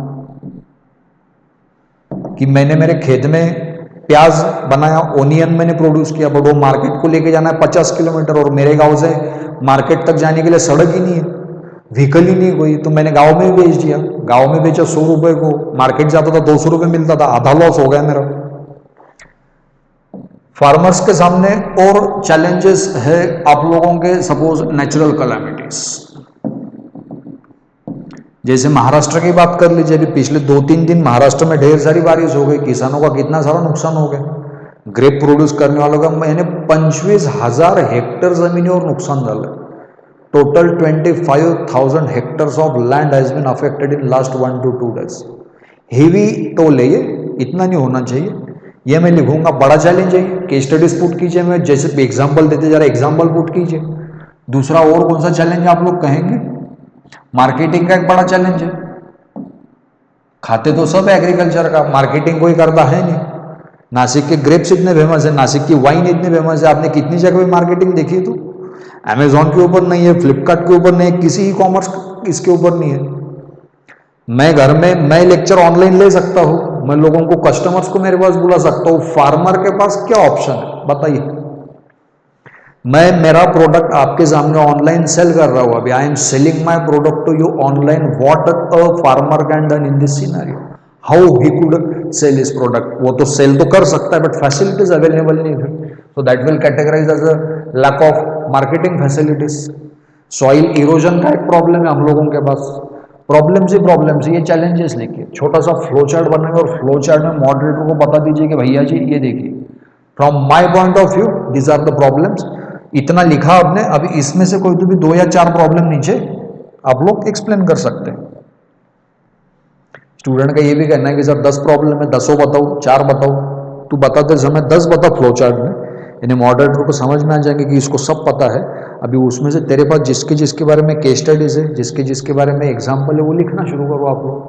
आपने कहा इंश्योरेंस का एक प्रॉब्लम है, इंश्योरेंस के लिए गवर्नमेंट ने क्या किया है, फिर प्रधानमंत्री फसल बीमा योजना। अभी केस स्टडी डालो कि रिसेंटली महाराष्ट्र में जो लॉसेस हुए एग्रीकल्चर के losses, those losses we are going to cover by Pradhanmantri Fasal बीमा योजना। सोल्यूशन भी हम लोगों के पास। आपने कहा मार्केटिंग फैसिलिटीज नहीं है ऑनलाइन की, तो गवर्नमेंट ने ई नाम ओपन किया, इलेक्ट्रॉनिक नेशनल एग्रीकल्चर मार्केट। किसान कॉल सेंटर से हम लोगों के गवर्नमेंट प्रोवाइड कर रही है। अभी ई कॉमर्स कंपनीज के ऊपर मैंडेटरी करने का चल रहा है कि थोड़े बहुत farm products, agriculture products sell ही कर सकते हो। पतंजलि के भी प्रोडक्ट्स मिलते नहीं है ऑनलाइन, यानी उनकी इस पे है, बाकी इस पे नहीं, ऐसा मेरा कहने का मतलब है। ट्रांसपोर्टेशन नहीं है, तो इसके लिए गवर्नमेंट ने क्या किया, फिर प्रधानमंत्री ग्राम सड़क योजना, हर गांव तक सड़क जाएगी हम लोगों की। आपने कहा सर फाइनेंस नहीं मेरे पास, मुझे लोन नहीं मिल पा रहा, मुझे मनी लेंडर के पास जाना पड़ रहा है। मोदी जी ने कहा टेंशन मत ले, मैं तेरे लिए तू पहले अकाउंट खोल, प्रधानमंत्री जन धन योजना। इतना करने के बाद भी फार्मर सुसाइड कर रहे कि मैंने तो पूरी झोली खाली कर दी तेरे सामने, फिर भी तो कह रहा कि मैं खुश नहीं हूं। वो सबसे ज्यादा सुसाइड महाराष्ट्र में हो रही है, तेलंगाना, रायलसीमा, विदर्भ, मराठवाड़ा। क्या प्रॉब्लम है, खेती अफोर्डेबल नहीं हो रही आजकल, और पैसे चाहिए। मोदी जी ने कहा ठीक है, हम लोग एक काम करते, तेरे लिए नए से फंड बनाता हूं मैं, प्रधानमंत्री किसान सम्मान निधि। तुझे मैं साल के 6,000 रुपए देते जाऊंगा, 3 इंस्टॉलमेंट में तेरे पास पैसे आएंगे, 3 इंस्टॉलमेंट्स ऑफ 2,000 रुपीज इच। बताइए, ये करंट डालिए कि चल क्या रहा है। ऐसे नहीं कि चैलेंजेस पूछे तो चैलेंजेस ही डालेंगे, क्वेश्चन के आंसर को बैलेंस कीजिए कि प्रॉब्लम्स है बट प्रॉब्लम के साथ साथ हमारे पास सॉल्यूशंस भी है। बताइए उन्होंने क्वेश्चन नहीं पूछा कि चैलेंजेस क्या है, क्वेश्चन का टोन ही थोड़ा सा निगेटिव है, और तू भी अगर निगेटिव में निगेटिव हो जाएगा तो पूरा फिर अंधेरा कायम रहे, ऐसा बात हो जाएगा, फिर वहाँ पे किलविश वाला काम हो जाएगा। तो हम लोगों को अंधेरा कायम रखना है नहीं, हम लोग गवर्नमेंट के इनिशिएटिव डालेंगे, इनोवेटिव सॉल्यूशंस डालेंगे और अंधेरे को निस्तनाबूद कर देंगे, बैलेंस बना देंगे एकदम। इतना तूने लिखा मेन बॉडी में, तू यहाँ पे मैप निकाल बेटा, कितने सारे मैप निकाल सकते हैं हम लोग यहाँ पे एग्रीकल्चर की। आपने कहा ड्रॉट प्रोन एरिया निकालो, ये पूरा एरिया ड्रॉट प्रोन है, रेन शैडो एरिया, ये पहला मैप हो गया तेरा।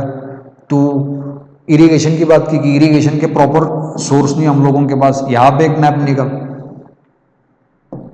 कि ये जो एरिया है ऊपर का, ये हाई इरिगेशन वाला एरिया है,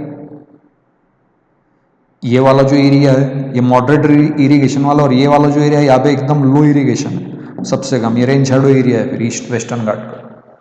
ये आप लोग बताइए, आप लोग फार्मर्स की सुसाइड्स कहाँ पे हो रही है, वो एक एरिया आप लोग मार्क कर सकते हो कि आपने विदर्भ का एरिया मार्क किया, मराठवाड़ा का किया।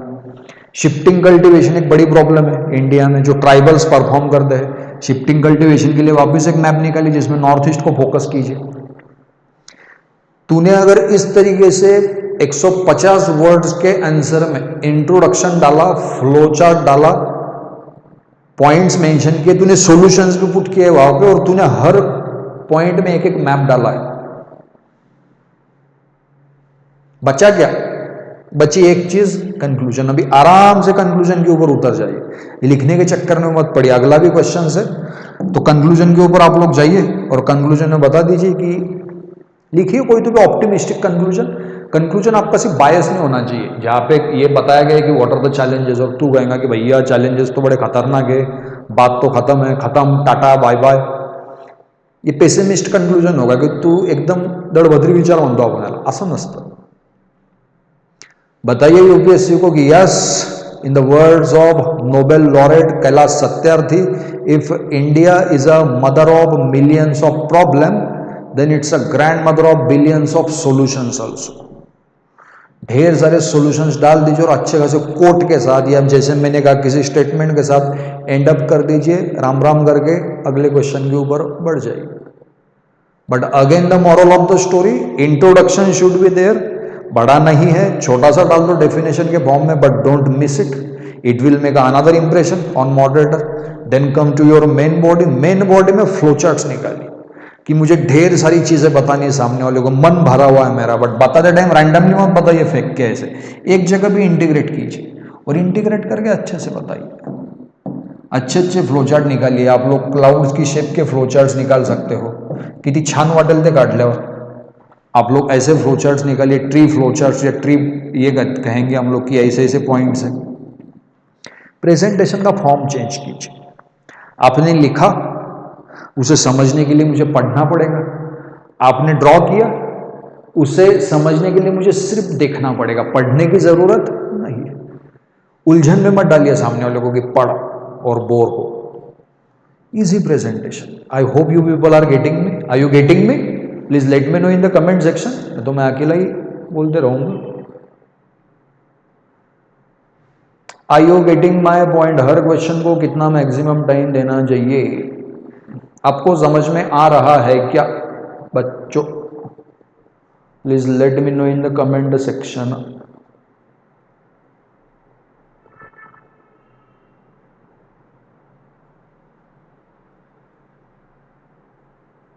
ओके, शाबाश।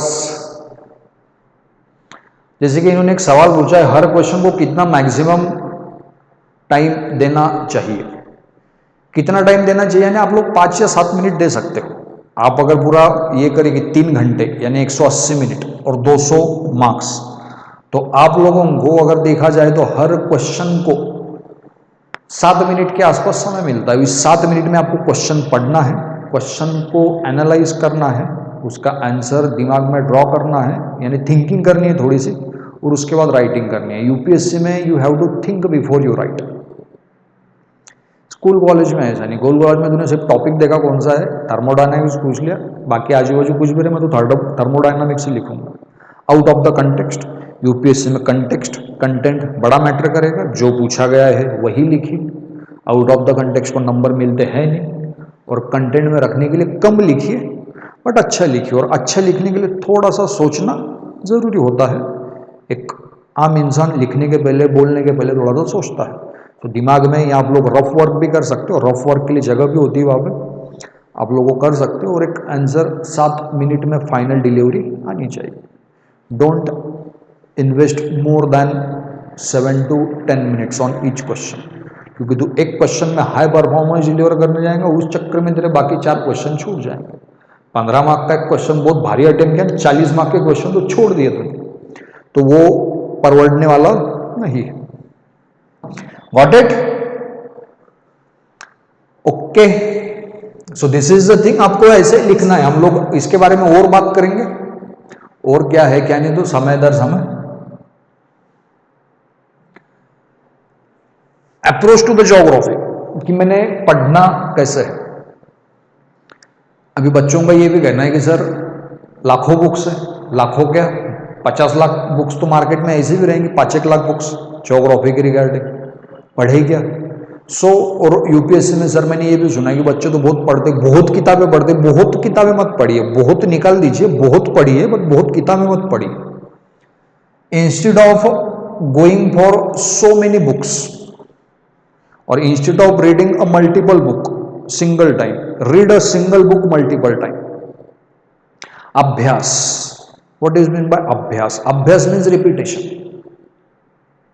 मैं गिटार बड़ी अच्छी बजा लेता हूं, क्यों? क्योंकि मैं 7-7 घंटे रियाज करता हूं बजाने का। मैं एक एग्जांपल दे रहा हूं आप लोगों को, मैं रियाज करता हूं यानी मैं अभ्यास करता हूं, एंड दैट अभ्यास makes me professional. I am a professional guitarist right now. ऐसा सपोज मैंने कहा, तो what, how you have achieve this feat? Because of my अभ्यास। अभ्यास means repetition.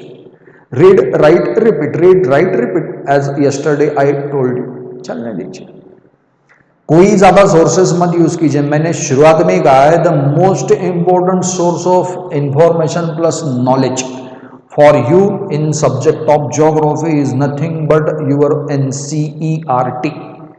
Go through properly from 6th standard to 12th standard NCERT. Believe me, आपने अगर उन NCERT को 3 से 4 बार अच्छे से पढ़ लिया मल्टीपल टाइम, आपको कोई भी रेफरेंस बुक पढ़ने की जरूरत नहीं है। यूपीएससी में पास होना है, don't go for multiple books, go for single book and read it multiple time. आप जिम में गए एक्सरसाइज करने, आपको बाइसेप बनाने, आपको ट्राइसेप बनाने, आपने कभी 20 केजी का डंबल उठा लिया, कभी 5 केजी का उठा लिया, कभी 10 केजी का उठा लिया, रिपीटेशन कर ही नहीं रहे आप लोग, बॉडी बनेंगी नहीं आपकी। बॉडी बनाने का है, मसल्स बनवाने का है, एक डंबल उठाइए, कंसिस्टेंट रिपीटेशन चलने दीजिए। Repetition will make you healthier, repetition will make you concrete, firm foundation आप लोगों का बन जाएगा। तो repeat a single source multiple time, stick to a single source, read it again and again. Current तो आप लोग पढ़ ही रहे हैं, कितना पढ़े कि मास्टर बन जाए? बिल्कुल नहीं, मास्टर बनने की जरूरत नहीं। UPSC MPSC test your basic understanding, not the mastery over the topic. Exam देने वाला बच्चा बीए पास है, बीकॉम पास है, बीएससी पास है, मास्टर्स कोई भी नहीं इसमें से, जो क्वेश्चन का लेवल भी बैचलर लेवल का ही रहेगा, डिग्री लेवल का। सो एक्सपेक्टेड ये है कि आंसर भी इसी लेवल में आने चाहिए। मैं पूछूंगा जनरल में और तू देगा मास्टरी में, तो वो मास्टरी की जरूरत नहीं है sir, because the question itself in a very general context. आम लोगों के बारे में पूछ लिया मैंने, और रिपीटेशन दीजिए। दूसरी चीज है कि सर मैंने नोट्स निकालने चाहिए, नोट्स निकाल लिया आप लोग, बड़ी अच्छी चीज है नोट्स निकालना, बट आपके नोट्स है ना एकदम कॉपी पेस्ट वाला काम रहता है। प्रति पुस्तक छापते आप लोग कि जो ऊपर के बुक में दिया एकदम डॉट टू डॉट मैंने नीचे लिख लिया, ये नोट्स तो इसको कहेंगे नहीं। इसे आप लोगों को लगता होगा कि मैंने बहुत पढ़ाई कर ली, बट ये पढ़ाई बिल्कुल नहीं, इसे नॉनसेंस कहा जाएगा। नोट्स कहा जाता है कि आपने पढ़ा, 2-3 सोर्सेस पढ़े आपने, पढ़ने के बाद उसमें से छोटा छोटा आपने छोटी छोटी चीजें ऐड की, और सब पढ़ने के बाद आपके दिमाग से नया कुछ आया कि ये सब पढ़ने के बाद मुझे लगता है कि ऐसा ऐसा होना चाहिए, तो आपने अपना ओपिनियन भी डाल दिया। आप नोट्स में आपका खुद का ओपिनियन भी आना चाहिए, नोट्स में 100% दूसरे का ओपिनियन कभी नहीं रहता कि मैंने ऑथर का ही सब लिख लिया है और नोट्स बना लिए। सो वो नोट्स नहीं है, वो तूने अपने आप को उल्लू बनाया, ये समझ लो। आप रिसर्च करने की जरूरत नहीं है। लोगों का ये भी कहना, जैसे एक बच्चा कहता है कि सर मैंने ऑनलाइन पढ़ाई करनी चाहिए क्या? सर कौन से एनसीईआरटी बुक्स पढ़ने चाहिए? मैं बताता हूँ आप लोगों को। वो ऑनलाइन के बारे में भी एक सवाल है एक बच्चे का कि सर मैंने ऑनलाइन पढ़ना चाहिए क्या? कि मत पढ़ाई कर बेटा ऑनलाइन, ज़्यादा आईएएस बनना है अपने को, ज़्यादा रिसर्च करने की जरूरत नहीं। ऑनलाइन कैसा होता है ना, उलझते जाता है इंसान। तूने पूछा अर्थक्वेक फॉर यूपीएससी, उसने पहले ही खोल दिया विकीपीडिया, विकीपीडिया में ब्लू कलर के वर्ड्स आते हैं, उसके ऊपर क्लिक किया, तीसरा विकीपीडिया, वो अलग अलग ही चलते रहता है। तो बहुत बार होता ही है कि ऑनलाइन पढ़ाई करते समय इंसान आउट ऑफ द कंटेक्स्ट भी चला जाता है कि मैंने आउट ऑफ सिलेबस पढ़ लिया है। बुक्स, पढ़ाई किताबें हाथ में लेके की जाती है, मोबाइल हाथ में पकड़ के या लैपटॉप के ऊपर पढ़ाई नहीं होती, भ्रम होता है वो। और करंट इवेंट्स पढ़ना पड़ेगा आपको। और जैसे कि मैडम का कहना है कौन से एनसीईआरटी बुक्स पढ़ने चाहिए, मैंने आज आपके ग्रुप के ऊपर एक एनसीईआरटी का लिस्ट अपलोड करना है। मैं आज एक लिस्ट एनसीईआरटी की अपलोड कर दूंगा, उसमें हिस्ट्री, ज्योग्राफी, पॉलिटी, इकोनॉमी, सभी प्रकार की एनसीईआरटी की लिस्ट दी हुई है कि मैंने हिस्ट्री के लिए कौन सी पढ़नी, ज्योग्राफी के लिए कौन सी पढ़नी। तो हम लोग जनरली सभी सब्जेक्ट के लिए 6 स्टैंडर्ड टू 12 स्टैंडर्ड रिकमेंड करते हैं, सभी यानी generally geography and history. NCERT के ऊपर में नेक्स्ट वीक में लेक्चर लेंगे हम लोग कि how to read NCERT, which NCERT is necessary. Recently syllabus भी चेंज हुआ है छोटा सा एनसीईआरटी में, तो इतना रहेगा। अप्रोच में ध्यान में रखिए आप लोग, don't go for multiple material और multiple books, stick to a single source, read it again and have a proper अभ्यास। Read, write, repeat, don't do even research work, don't try to do mastery over a topic, the question will be in the general context, and please have a small look on current affairs so your answer could be more essential. Approach के बाद important part of preparation, writing and writing. मैं तो बहुत लिखवा के लेता हूं, test series है हम लोगों की, लिखना पड़ेगा। लिखान से इंसान प्रगल्भ होता है, प्रगल्भ means you will feel like enlightened कि मैंने आज कुछ तो बहुत भारी लिखा और मेरे मन से लिखा है। मैंने किसी किताब में पढ़ा भी था मैंने, but the opinion was from my heart and brain.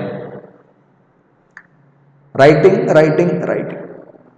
मैं वापस बताऊंगा कल जो मैं रिपीट किया था एक बार आपके लिए, आपके डाउट्स क्लियर हो जाएंगे कि आपके आईएएस बनने में 85% रोल आपकी राइटिंग का है, क्योंकि पूरी एग्जाम होने वाली है 2025 मार्क्स के लिए, और इस 2025 में से लिटरली 1750 मार्क की एग्जाम राइटिंग में, और सिर्फ 275 मार्क्स का एक छोटा सा इंटरव्यू रहेगा 5-10% के रोल वाला, वो तो तू क्रैक कर ही लेंगे अगर मेंस तू पास हो रहा था। बट ये देख बेटा, ये बड़ी इंपॉर्टेंट चीज है, 80% of your success is just depends on right. Read write read write read write, चलने दो। घर पे लिखिए, प्रीवियस ईयर क्वेश्चन पेपर लिखिए, मेरे पास आइए, मेरे पास तो भंडार है मॉक टेस्ट का। मॉक टेस्ट ही मॉक टेस्ट, तू सिर्फ लिख बेटा, तो कुछ भी मत कर, मैं हूं चेक करने के लिए, अभी इवेल्युएट कीजिए। और दूसरी इंपॉर्टेंट बात है कि what ever you will write, notes को छोड़ के आपने कहा कि सर मैंने एक क्वेश्चन का आंसर लिखा है, किसी को चेक करने को लगाइए, आपके जो मेंटोर है, आपके जो गाइड है, get your performance evaluated. Evaluation होना चाहिए चीज का, सिंहावलोकन, कि इतना मैं 4 कदम चल के आया, मैंने क्या कमाया और क्या छोड़ा, तो मैंने क्या अच्छा किया और क्या बुरा किया। इवेल्युएट कीजिए चीजों को, आपके हिसाब से आंसर आपका बहुत भारी होता है, बट आप किसी मेंटर के पास देंगे तो वो बोर हो जाएंगे उसे पढ़ के। आपने कहा कि ये तो मुझे पता है, नया कुछ तूने बताया ही नहीं मुझे, और पता चलती है फिर कि इसमें तो बहुत खामियां हैं, मैंने तो ये मिस कर दिया, वो मिस कर दिया, मैंने तो थोड़ा सा वर्डिंग्स ही निगेटिव यूज कर लिया है, मैंने तो ओपनिंग ही अच्छा दिया नहीं है। तो ये चीजों के ऊपर फोकस कीजिए। आईएएस बनना नहीं, छोटी छोटी चीजें फिक्स करना है लाइफ में। लाइफ में जोड़ो, लाइफ में कितना भी बड़ा बनना होगा, छोटी छोटी चीजों को फिक्स करना पड़ता है। सिंपल चीजें, बड़ी रिवॉल्यूशन हमेशा छोटी छोटी चीजों से आती है। डूज एंड डोंट्स वाली, कि ये करो ये ना करो, इतना कर दिया तो आईएएस छोड़ दो, कोई भी हो सकता है, फिर बुद्ध भी बन सकता है। तो रिवाइज कीजिए what ever you have read. बहुत से बच्चों का नंबर कम आता है कंसिस्टेंटली, जैसे मेंस दिया, प्रीलिम दिया, पास ही नहीं हो रहा। ये पास इसलिए नहीं होता क्योंकि ये भैया रिवीजन ही नहीं करते। Revision is the main part of your study. Study without revision is no study at all. A famous line, remember it, study without revision is no study at all. मैंने पढ़ा और मैंने रिवीजन ही नहीं किया और मैं एग्जाम को जाके बैठ गया, कुछ नहीं याद आएगा तुझे। बहुत लोगों का कहना है कि सर याद ही आता नहीं है। याद किसी को आता नहीं है, याद करवाना पड़ता है, और याद आने के लिए चीजें रिपीट करनी पड़ती। मैं भी लेक्चर के पहले थोड़ा बहुत पढ़ ही लेता हूँ कि मैंने बहुत पहले पढ़ा था, चलो एक बार रिवाइज कर लेते तो प्रॉपरली याद आ जाएगा। आप एकदम जाएंगे सुपरमैन के जैसे तो स्पाइडरमैन बन के आना पड़ेगा, फिर ध्यान में रखिए। So read, read the same source, right and revise. Reading writing revision, reading writing revision. कितना सिंपल मेथड है, कितना सिंपल आईएएस बनने के लिए। इतना आप लोग ध्यान में रखिए, बाकी कुछ भी खास नहीं इसमें। और एंड में वही keep calm and study geography. इतना है इस लेक्चर में। Thank you.